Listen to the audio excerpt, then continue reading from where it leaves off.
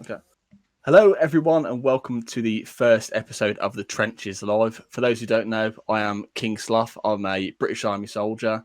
Been serving for the past 5 years in the Royal Signals. I also do competitive esports for the Royal Signals, play Call of Duty. So gaming's been a bit of my passion, but I've always wanted to do a podcast.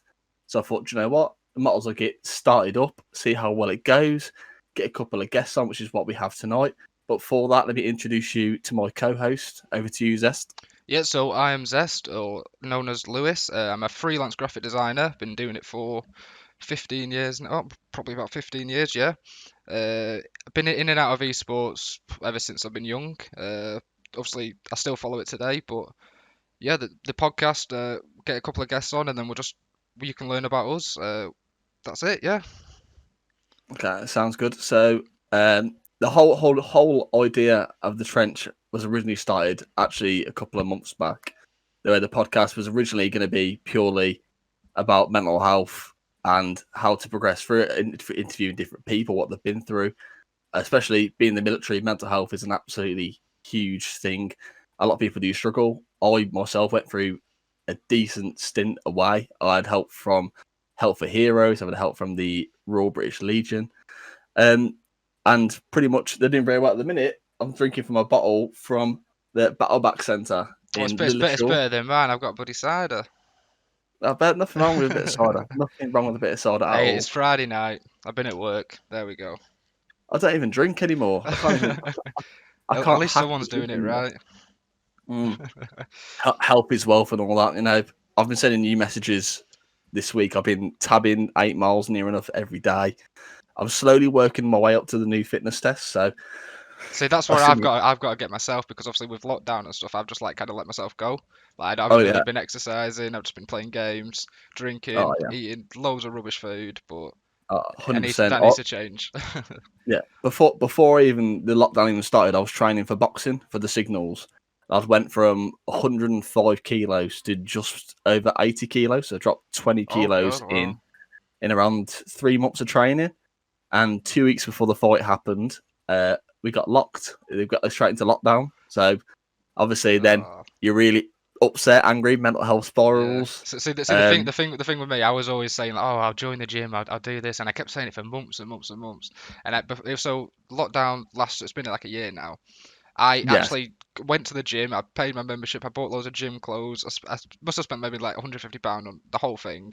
Went yeah, once, and then the next day it was like, right, we're on lockdown. So yeah, that's kind of how it fell for me. And then I haven't been doing anything since. But one yeah. day we'll get there. One day We'll get there. Yeah. it's all about progression. Always commit to progression. Same as like before you joined the army. I know you went to go do phase one.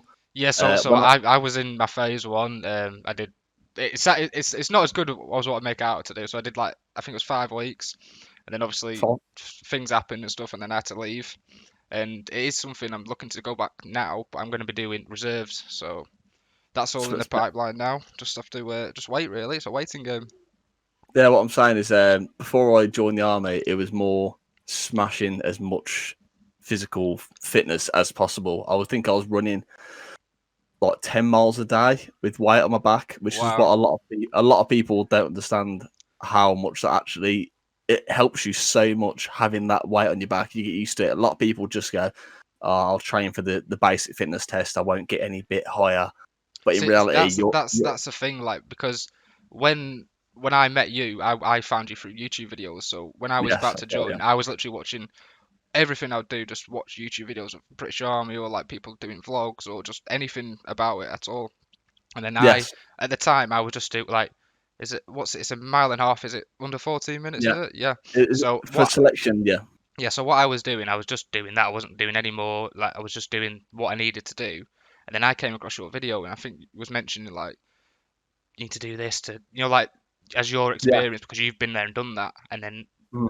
I kind of, like, didn't understand that, and I just went, oh, it'll be easy doing this. And then you don't actually know, like, how much it helps you the more you get ready before you go. 100%. Like I said, when I was carrying weight, I remember all the people who I was speaking to who were training the same time as me because I went to a like a pre-selection down in Coventry, So like you go over your fitness test, do that all again. Right. And Okay. I went there, and when I said what I was doing for training, like, oh, I'm running with weight, they're like, why are you doing that? You're going to injure yourself. Yeah. But in reality, when it came to the actual fitness test, I did my assessment. I did it in 9:45.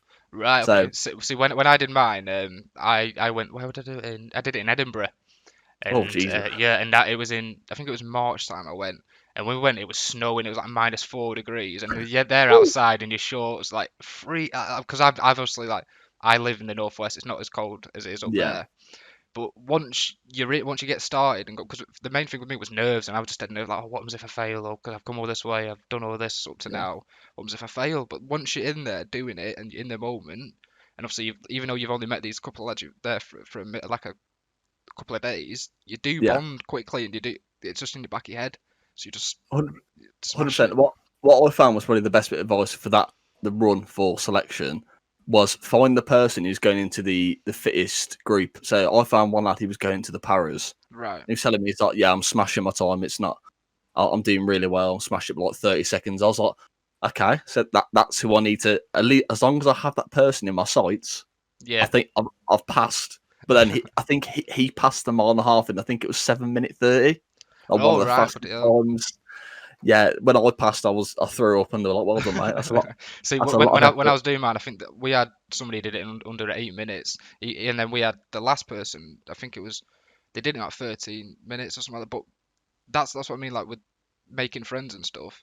Even though they were last, like we was all like cheering them on, like, oh, well done, you did well, and like Yeah, passes a pass. yeah, it doesn't matter if you did it in the quickest time or the slowest time. If you did it, then obviously you've done it, haven't you? So 100%. That's what you got to do. As long as you pass, it's fine. That's what I always say to the people when I'm at the minute doing AFTs. So you're tabbing your 8 miles.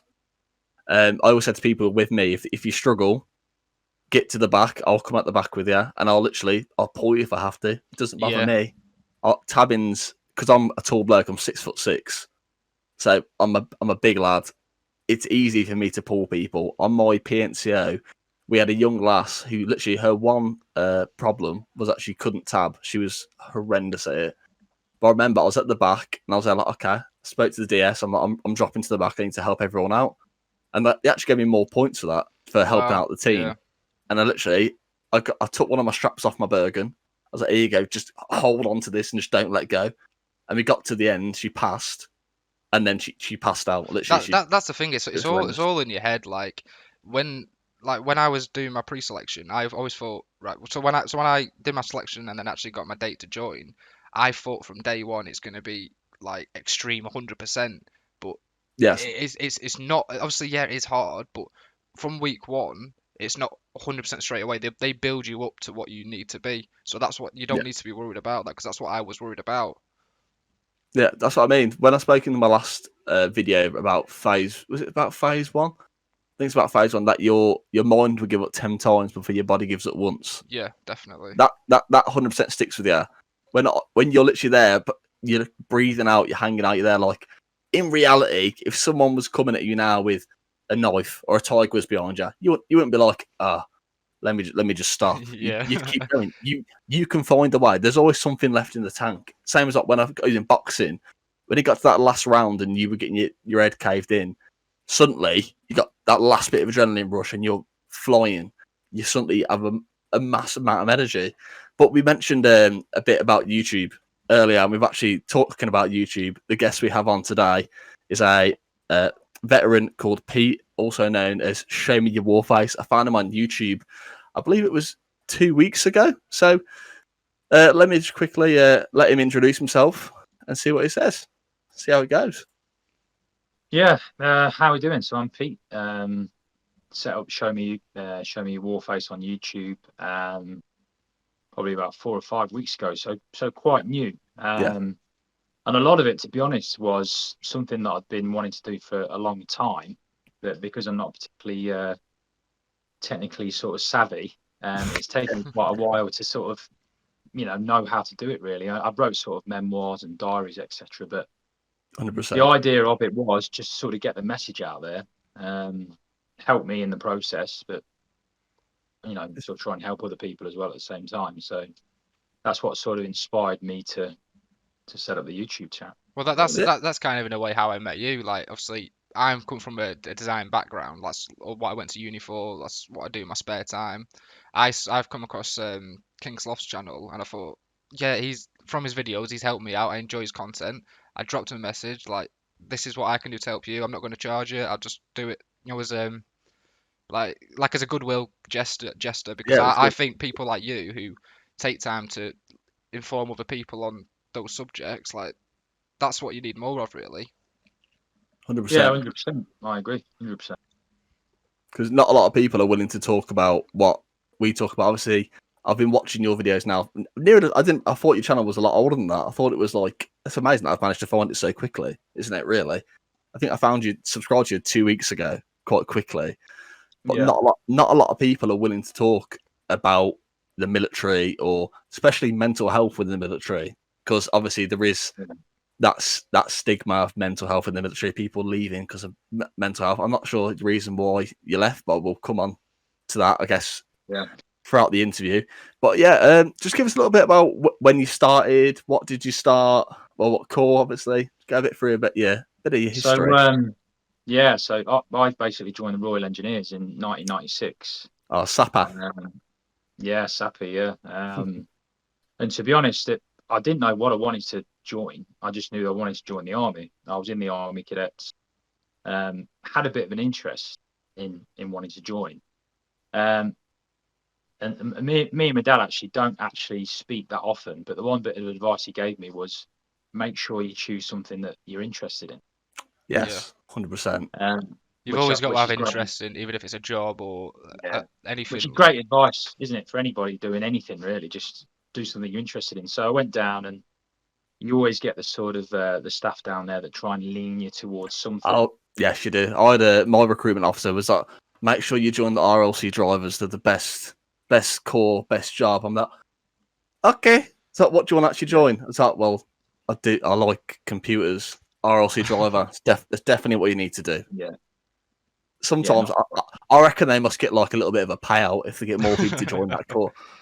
Get a little cash incentive. Get a little percentage. Some commission. 100%. So basically, joined Royal Engineers 1996. My first day, September 1st, 96. Bit of an eye opener. Oh yes. It was quite strange. I can remember actually, I was quite fortunate because on the train down, weirdly, there was a guy who lived around the corner. My mum was friends with his mum. She said, "Oh, my son's joining the army." So, "Oh yeah, what's he joining?" "Oh, he's joining the Royal Engineers." "Oh, so is my son. He lived around the corner. I didn't know him." Ah, there you go. When you mentioned that, when I was in my phase 1, obviously we was going. I can't remember what I was doing, but we had some guy had the same surname as me, so he got called out, and I thought they were speaking to me. So I'm like, "Yeah, what do you want?" And he was like, "Oh no, with someone else." So I started speaking to him. And he has the same surname as me, and he lived 5 minutes away from me, but I've never met him before, never seen him or anything. It's a small world, really, isn't it? Yeah, small world. Same. I've had a similar story to that as well. There was one lad who I can actually mention because he's still serving. He's in the artillery. My mate Sean, and we'd spoke for years and years throughout the whole way through school. He went to a different school, but we still spoke through like a loop of friends. I remember I got there, and do you know what I mean, like you're in the queue at the NAFI, like, trying to get some food. I remember he looked at me, I looked at him. We were both like, he was like, "I didn't know you were joining." I was like, "I didn't have a clue you were here, mate. Are you okay?" But it was 100% having that was a benefit, having him there, being like 2 weeks ahead. Yeah. Because when I went there, when I went to Winchester, they all had the same sort of like surprise activities, like the bayonet training. Everyone had near enough the same. It was like, they're going to mug you about all day, and then this is going to happen. So you wasn't surprised by a lot of things they were going to do. Having that one person slightly ahead of you meant that you had like the heads up, like just be aware this is going to happen. Reduce the fear a little bit. Oh yeah, but you always get that one person, the one group. You'll always see him sat in the NAFI, like a pizza in his hand. That's what it is now, anyway. Probably, maybe not back in your day though. 1996, did you join? 96, yeah. I wasn't even born then. it's quite strange, really, because obviously, I talk about my experience, and I've been watching a lot of your videos, Sloth, Awesome. on YouTube, and just comparing the different things that you talk about and some Oh of the yeah, things I talk about, and just comparing similar things and differences. yeah. Some of them are very subtle. Some of them are bigger than Like you can night and imagine. day sort of thing. Yeah, but and then I'd imagine, for the older veterans as well, it would be the same. 100%, mate. So what would you say your most like memorable moment is from phase one? Can you go like recollect the one that sticks in your head? Well, it's probably the first day. If I'm brutally honest, I mean, there was quite a few memories, but the first day, I mean, I always sort of brought up in a way where it was like you kept your head down and you sort of Yes. Yeah. done your best, and it was quite a disciplined. It was quite an aggressive household, if I'm honest. Yeah. But nothing prepared me for that first moment. So came off the coach. I mentioned it in one of my YouTube videos. Actually, came off Yeah. the coach. And they're all sort of swearing at you. It's very intense. You get in a line. I wore a shirt and trousers and shoes. Yeah. First impression. First impressions That was count the on same everything. with me. Yeah. Yeah, and you've got your bags, and straight away they're harassing you, they're around you, and all the rest of it. Mm-hmm. And they said, right, pick your bag up, shake it above your head, empty the contents on the floor, and they Lovely. sort of walked down the line, and they picked up your personal possessions and put it in a bin liner. Oh. Said, you're not going to need any of that. And that really, That's crazy hearing that, because obviously when I was at, they had nothing like that at all. No, same as me. We had something similar, like the look through, because our corporal was like big into fitness. Like that was Yeah. his thing. And obviously, maybe not back in your day, but now with ours, people will try and smuggle in like sweets and fizzy drinks and Yeah. stuff. You're literally told on one of your forms, don't bring any sugary snacks. You won't have Yeah. time. It'll make you worse. I remember one lad called Robinson, whose nickname was Tiny. Never mind, he wasn't tiny. He was a 7-foot bodybuilder from Cameroon. Right. He was absolutely massive. But when they got his bag and opened it, they found, I think it was 4 packs of 12 Twinkies, like the American sweets.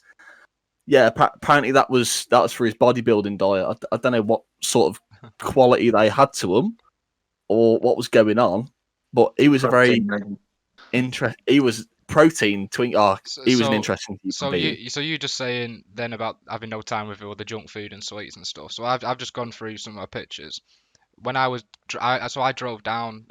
Well, my dad actually drove me down, and it was about an 8-hour drive. And I've got he put this on Facebook, the most embarrassing picture of me. The day, literally maybe about 2 hours before I started my training, I was eating McDonald's. Oh, your last McDonald's couple of last weeks. meal, yeah. And Jesus. then he's put last meal of freedom. He was right about that. Oh Yeah. god. I woke up in the morning to go to phase 1. And I remember I was like, okay, I'm leaving early. My train leaves, I think it was like 6:30 in the morning from where I was from. And I remember I was like, okay, I'll leave before my stepdaughter wakes up. I'll go so I don't upset her because she was only young. Yeah. And of course, the one time she wakes up early is the day I'm going to leave for like, she doesn't know when. She doesn't understand what's going on. All we've said is, your stepdad's going to get a job. He's going to look after us. And she says, okay. Apparently after like 2 days into phase 1, she was like, is he coming back today? Oh. And that was consistent for the next until that weekend. But then once you've done that weekend, you're back to phase 1 again for an even longer period of time. But I think by that time she had got used to it. But if we're talking about like memorable moments of phase 1, I think probably the most memorable moment for me, I guess proud moment as well, is the one that sticks in your head is obviously your pass off parade. Yeah. 100, like that is like, if I could live one day from phase 1 all over again, as horrible as it is, it was drill all day. You're in twos, which aren't the most comfy anyway. We were there from, I think it was 10 in the morning till 4 o'clock in the afternoon, near enough, on parade. And it was a heat wave. the lad behind me passed out 3 times Oh my with his god. bayonet. So I had his bayonet almost cut my leg open 3 times, which was great. But that's always sticks in the head as one of the most memorable moments because you march up and you're told, don't make any facial expressions, don't do nothing. Yeah. But I remember my wife. My wife was there, my dad was there, my stepmom was there. I'd quite a lot of family members there because the way it works now is if someone say doesn't have family that they can bring, that opens up seats. So in other words, I had I think it's like 8 or 9 people come, and they were all there trying to make me laugh. And I'm like quite an easily smirky person. I remember my sergeant come behind me and was like, "Don't you laugh? I can see you smiling." I'm like, It's definitely got to make it hard too if you haven't seen him for it's 14 weeks, isn't it? It's for, so Or it the could, way it it could be works. longer. It could be longer too because I knew somebody in there. He obviously I think got injured and I think he said he was Yeah. there. He's been there for I think it was nearly 30 weeks. He was in phase 1 training. Which you think about it, if you Yeah, haven't it's seen gotta any of your get family for back. that long, Yeah, it's got to get I, to you. I know one lad. I'm not going to say his name because he'll probably be embarrassed I even mention it. But he was in phase 1 for just under a year Wow. because he's pretty much he was a turbo mong. Like the best way of putting it, he just couldn't hack what was going on. The field side of it, he just kept failing. Sort of like, can you clean your rifle overnight?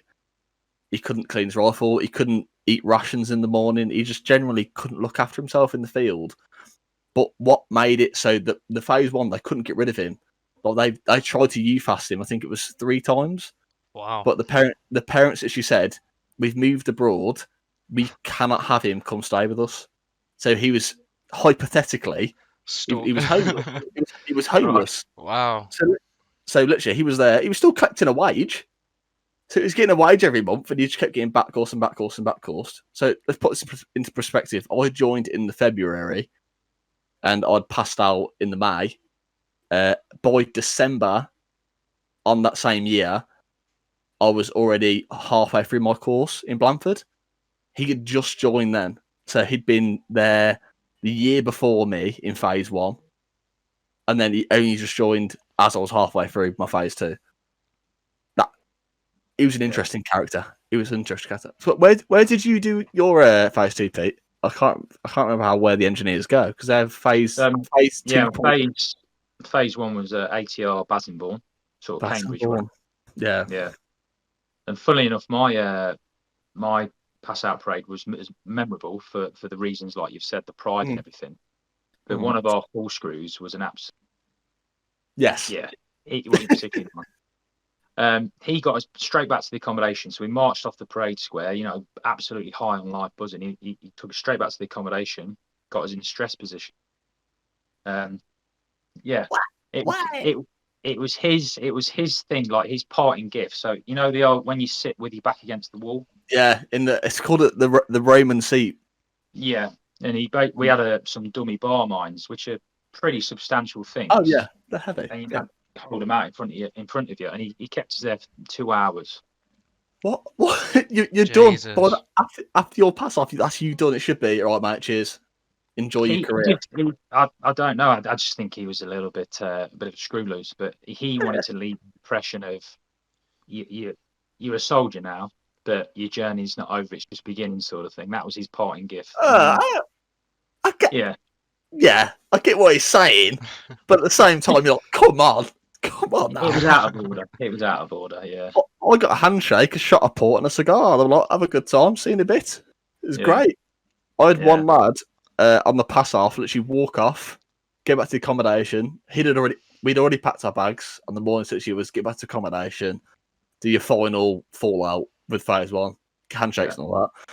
His mom ran down from the scoff house to the block with a big bottle of a Caribbean spiced rum with a straw in it, and he was there like, "It's the best day of my life." So drinking it through the straw, and obviously he hadn't drank in a while. It was interesting.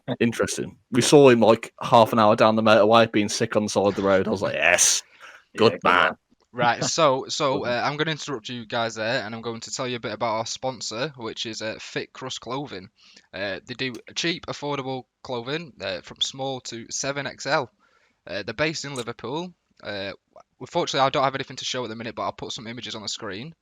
We will Lovely. be giving away one of their hoodies and t-shirts to somebody who comments on this YouTube video, and we'll obviously have posts on our social media, all that. So take a look at them and let us know what you think.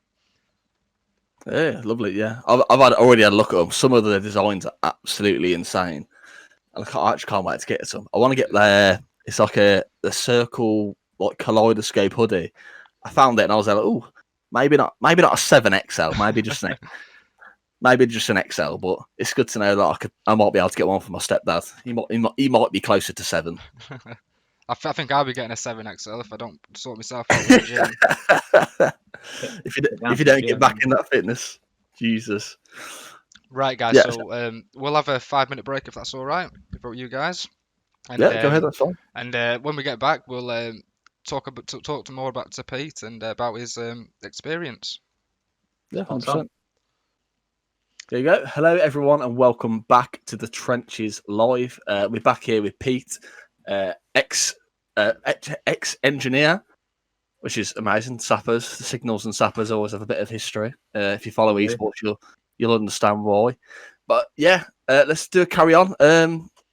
I saw one of your videos that when you went on tour, you went to, I believe it was is it Batak?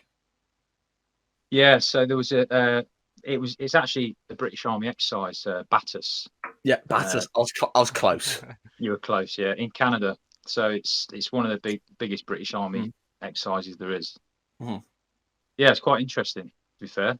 It was my first exercise when I got posted to the regiment. Gee, so it's just so straight in. Literally straight in, like a couple of weeks within my regiment. Oh, by the way, there's another troop that needs some extra guys. You're going. Get going. Just another bod. Okay. Pack your bag. 17. A bit like that sounds like what happened to me when I got to my first unit. I got sent straight away on a 3-week battle camp. Not anywhere nice. I went to Scotland for 3 weeks, and Nice. it was in December as well. So we had a lot of snow in the Highlands. I've never once thought you could build a stag position out of like an igloo, which it worked pretty well actually. It was, apart from obviously if it was real world, I don't think snow's going to stop any rounds, but it looked nice at the time. Yeah.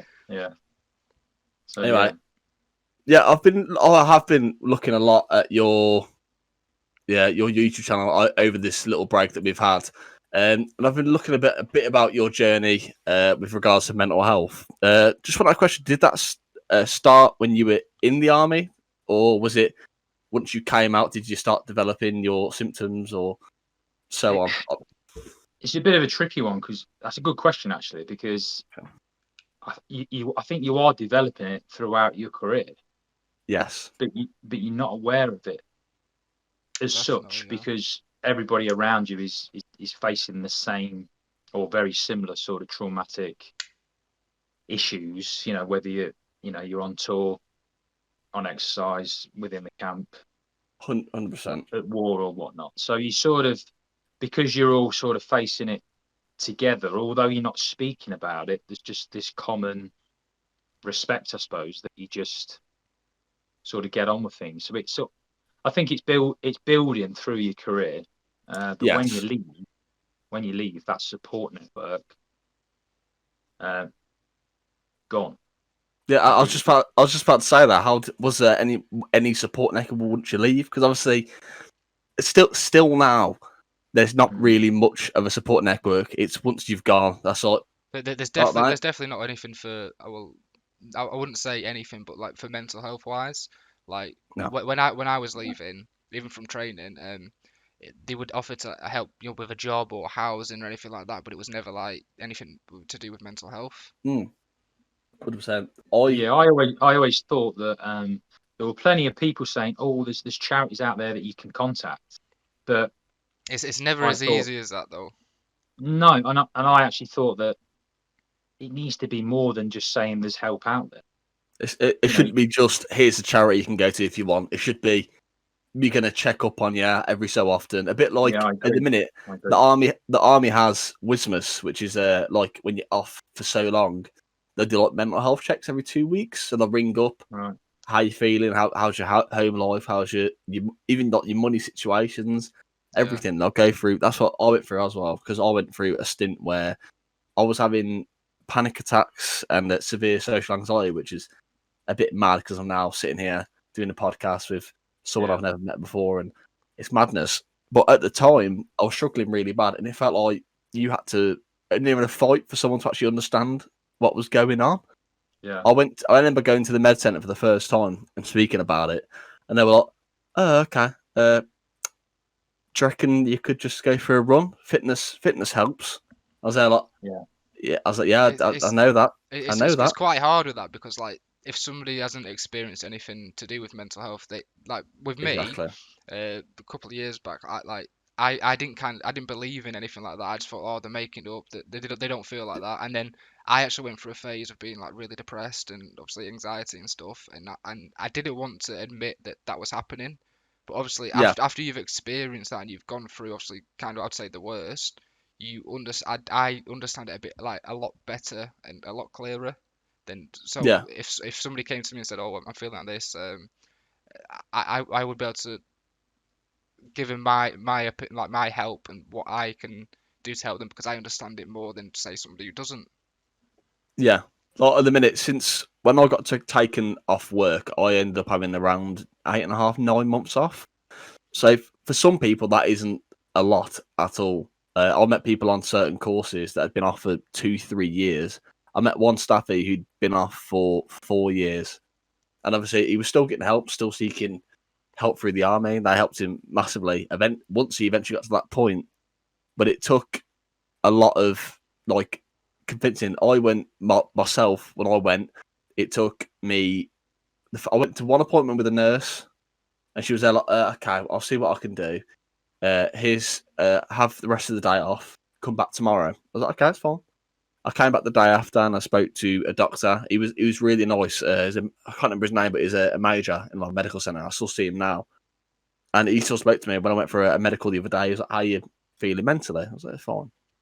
But back then, literally, I remember going to the med centre and almost breaking down. I was that worked up. I remember I was on exercise, having panic attacks. They were like, "Are you okay, mate? Okay, where you going on?" But I'm just going for a fag. But in reality, I was walking around the corner, literally sitting down, and felt like I was going to die. It was horrendous. But once we got through or spoke to the doctor, I explained everything that was going on. Is like, okay, we're going to keep you off work. So they kept me off work for a bit. Eventually, I was put under DCMH over in Donington. So that's like your therapy every 2 weeks. Like, okay, we're going to sort you out. And because I was actually off work for that long, getting all the therapy stuff that I needed, they put me on 2 separate courses. You have the CRE, which is like a course over in Catterick, sort of like your sleep management, loads of little segments to do with your mental health, like even like what you eat can cause, like, make you struggle. So that's like, my diet was horrendous, like at the point where I wasn't sleeping at all because I was eating certain foods that turns out would trigger me not to sleep. I was going like 3-4 days of like wide awake. It was madness. But I did that there. That was from Help for Heroes, fully paid for by Help for Heroes, which are absolutely amazing charity. And then after that, a week later, I went to a place called Lilleshall, which is the Battleback Centre. That was fully paid for by the Royal British Legion. And I met there some amazing veterans, group of people. They were like a mental health team on the evening who would speak to you, like go through different problems. But they were it was like an adventure training group. So people who were like, some people who came out of the army or the RAF or the Navy, they were all there. It's like a tri-service. They would contact the Royal British Legion, and if they felt like their case was like acceptable enough, like we can offer help, they'd be actually go there. So I met a man who had half an arm, well, it was an IED attack over in Afghanistan. Both legs gone completely, one of his arms gone. And he went there, and the activities they had him doing were things that he never realised he could. So I said, like, with me, I could do them because I was not physically able to do them, but it was more mentally challenging for me. Whereas he was like mentally completely fine, which I felt was insane. Was this something that got recommended obviously while she was in the army, or was it something you had to go and I like ha- research I personally to No, find? the army makes you go on these courses when you be off for a certain amount of time. Right. Okay. So with this, it was like adventure training sort of thing. Like to get it, the way they put it across was this is going to be how you get used to being around squaddies again. So obviously, squaddies have a very different sense of humor, like a dark sense of humor. Whereas when you're around other people with mental health problems, it's very, even having been there, you still have that dark sense of humor with people who have tried to kill themselves or they're struggling with depression. They're still building up. Like it was insane. But I remember this man. He had, again, no legs, one arm. He was doing wheelchair rugby. He was doing archery. He was doing caving. I don't understand how physically it was. You should have saw it. It was just amazing. I'll try and find some pictures, and I'll try and find him on Twitter. So I spoke to him a couple of years back, If you can or find him, we'll 2 years pop back. him up on the screen. Yeah, I'll try and find him. But he was absolutely insane. Just because, but I was struggling because I don't like caving at all. That's one of my things. Even during phase 1, we do that little adventure training segment. That's one thing that I hated. I don't like tight spaces. And yet you had this bloke who literally had one arm and he was dragging himself around the cave. And I was like, it's amazing. But once again, your mom will give it 10 times for your body gives it once. He was going faster than some people, like fully physically able people. Just goes to show He there's was no excuse. Anyone he can do was anything. rapid. He was rapid. When we had the conversation with him, he made like jokes about it. He was there like, I tried to kill myself, but I couldn't tie a rope with one hand. And I was like, wow, I like this. Once again, the dark sense of humor 100% helps. Like people don't understand it, but when you're going through mental health, I'm sure you'll probably agree with this, Pete. When you're going through that mental health struggle, being able to like laugh and joke about in a way your own problems, it gives you that release, your break. Yeah, I think that's good advice. Actually, I think when you leave the forces, I think for me, I left the forces on the Friday. I started work on the Monday, and on the Monday, I had my first mental breakdown. You know, sort of Just that pure, quick. pure aggression. I was Jesus. just in a place of anger, and I sort of everyone in my head at that time, nobody understood. You know, nobody Yeah, could, nobody had lived my life, sort of thing. You know, I'd gone through this, some traumatic experiences, etc., and nobody understood. 100%. And one slight little thing that was said to me, I'd explode, and it Yeah. would be things getting smashed. It would be physical. So you had But then I'd go in them within. sort of triggers.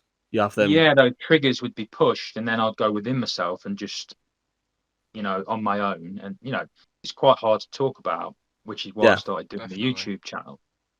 And you go 100%. within yourself, and it's just pure emotion. Yeah, believe it or not, Pure that's why I started streaming over lockdown because I felt myself. Because Lewis will know, I had a channel beforehand, and I was there like I thought I didn't want to do it anymore, so I stopped. But then again, I Yeah. was at work. I was kept myself busy. When I first got into lockdown, I was there like I have no idea what to do myself, and I felt myself slowly slipping back into like old habits, old ways. And it was really bad. But once again, it's finding them triggers and ways to get around it.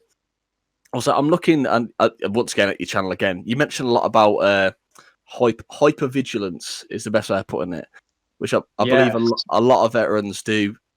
They do have it. My father-in-law, he was a SF. SF Yeah. attached to the signals. Yeah. And even he still, but you can see him when he has a drink and he can still, when we're in a public place, you see him lock onto certain things. And I'm like, Yeah. it's worrying. It's worrying. It's it's bizarre because you never really ever switch off. I mean, even in my own house, I don't switch off.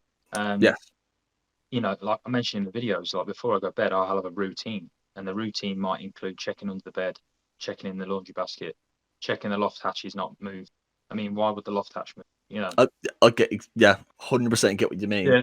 And when you're out as well, just positioning your body in a certain way so you can see a majority of the you get the people. room. You aim for that corner, don't you? So you can see. as much as And possible. it's like when I had my therapy and stuff like that, the person sort of described to me that people can be vigilant. That's quite a natural thing, but it's the hypervigilance where everything's suspicious. Yeah, even things that are like would be normal. Like in reality, a lot of things are normal that you're looking at, but in your own mind, you're there like. I remember I was like, are they looking at me? Are they? Well, I'll give you an example. Tonight I went for a run, going from work, had a bit of a tough day, thought I'll go out for a run. Ended up Yeah. running further than I thought I was going to, and there was a car in like runs through some woodland, a car like in the woodland, Okay. Yeah. and I could not switch off from that car. Somebody's Yeah. taking the dog for a walk, but I'm in my head, I'm going, why is that car there? Do I need to run back and check that everything's okay? Why is the car there? Now recording. Sorry about Okay. that.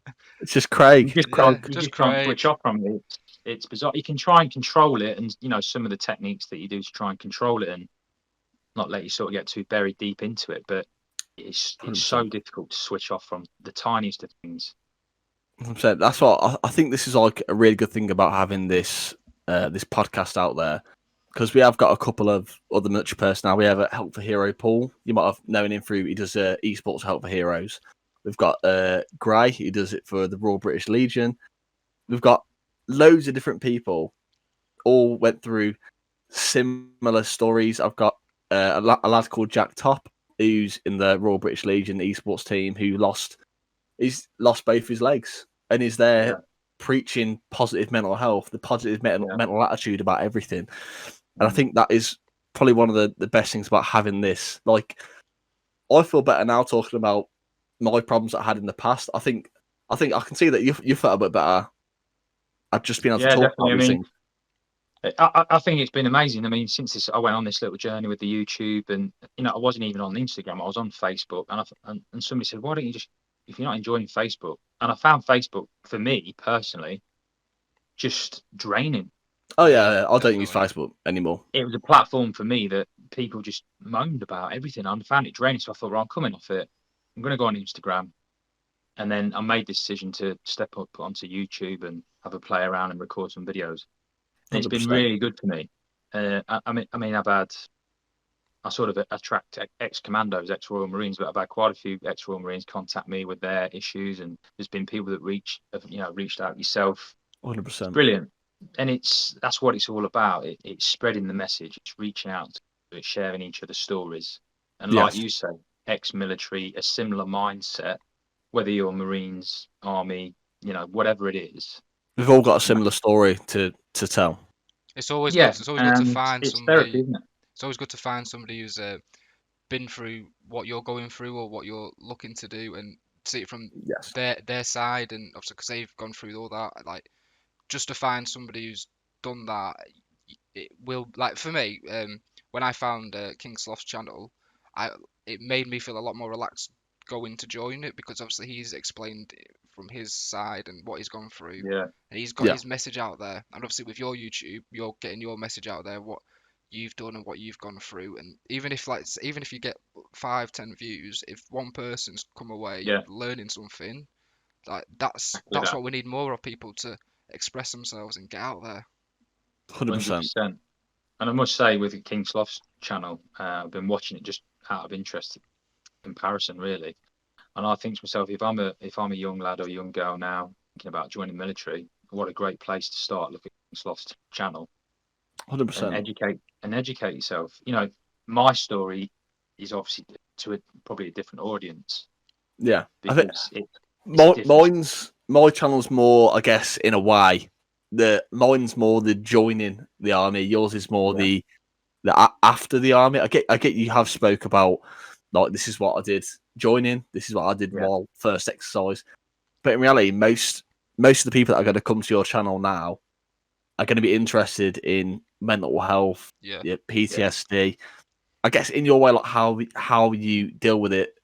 And like, because some people will come across, I've had people come across me, because I've mentioned in previous videos about mental health, like, make sure Yeah. you contact your family, make sure you, as soon as you're feeling like you feel yourself slipping, don't just be like, how you doing? I'm fine. Yeah. Admit there's something wrong, and then you can progress. You can move forward. Definitely. Yeah. I think the biggest impact that I think I had, because it took me 12 years to seek any sort of therapy, and because I was still in Jesus. that military mindset of Yes, just get on with it. You'll be fine. Get on with it. Just move on. 100%. But there's times with that And though, like it's okay saying that, like, oh, just stick at it, carry on. But there's yeah, only so much you can take, and even just it is. maybe speaking to somebody for 5-10 minutes, if it makes you feel better, that's something you need to do, and like realize that you don't always have to act this big hard person that you No, people make out to be. It's okay to feel sad a I little agree. time, and And a bit of advice that I gave on one of my YouTube videos was sometimes an impartial ear is better than somebody that knows you. Yes. And I I was about found, to bring that up. yeah, when I went to the doctors, I went to therapy. She sort of said, "Are you working? Go doctors, etc." And there was a junior nurse, and she didn't do anything, but she just said, "Come in, talk to me." And I just, for an hour, you know, This is got it what's off my going on. chest. Yeah. And I was in floods of tears. It was pure emotion. I was trembling. I was a mess. And I Yeah. walked out and I felt better. And I apologized to her, and she went, "Don't apologize. If Never anything, apologize." if anything, she's learned something as well. That junior nurse, she Yeah, would have learned something. she just listened to it. It was great. And I think one of the things that I sort of try and get out there is listening is equally as important as talking. Yeah. When I definitely. did my while since I've been off the army, I've been giving everyone a bit like strange courses, and one of them was actually an anti-suicide course that I've passed. And now I've passed in like mental health courses. I've passed in anti-suicide awareness courses, Yeah. and the one thing it said is that men are more likely to not say anything.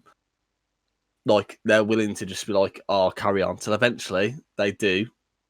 The worst happens. You just build it They up and Yeah. build up inside, and obviously until it gets to the point where, like, they obviously you believe just nothing's really, gone. yeah, definitely, yeah. But I'd rather have anyone message me at fucking 4 in the morning, 5 in the morning that don't care. Come over.